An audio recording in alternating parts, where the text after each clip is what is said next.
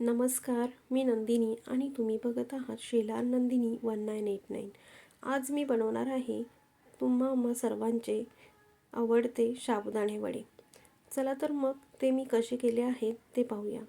प्रथम एका बाउलमध्ये भिजवलेले साबुदाणे, उकडलेला बटाटा, हिरवी मिरची, जिरं पेस्ट, भाजलेल्या शेंगदाण्यांचा कूट व चवीनुसार मीठ घालून हे सर्व मिश्रण व्यवस्थित मिक्स करून घ्या। मिश्रण मिक्स करून झाल्यानंतर सर्व मिश्रण एकत्र करून झाल्यानंतर थोडे हाताला पाणी लावून त्याचे वडे थापून घ्या। त्यामुळे काय होतं, हाताला साबुदाणा चिटकत नाही। चला, वडे आपले तयार झालेले आहेत। आता आपण वड्यांसोबत खाण्यासाठी चटणी तयार करून घेऊया।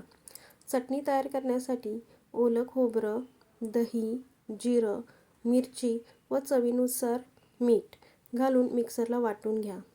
नंतर तुम्हाला चटणी किती घट्ट किंवा पातळ पाहिजे त्यानुसार पाणी घाला व परत एकदा चटणी मिक्सरला फिरवून घ्या। इथे मी चटणीला फोडणी दिलेली नाही आहे। फोडणी न देताही चटणी खूप चविष्ट लागते। चटणी आपली तयार झाली आहे। आता आपण वडे तळून घेऊया। वडे तळण्यासाठी एका कढईमध्ये तेल गरम करून घेऊया। वडे मध्यम आचेवरच तळून घ्या, म्हणजे ते आतमध्येपर्यंत छान शिजतात व कुरकुरीतही होतात व तेलही जास्त लागत नाही।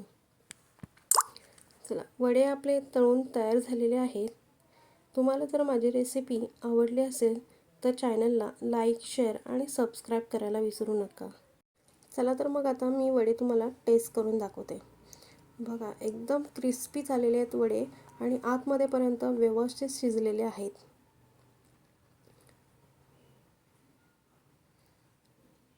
वडे खरंच खूप मस्त झालेले आहेत। तुम्ही नक्की करून बघा।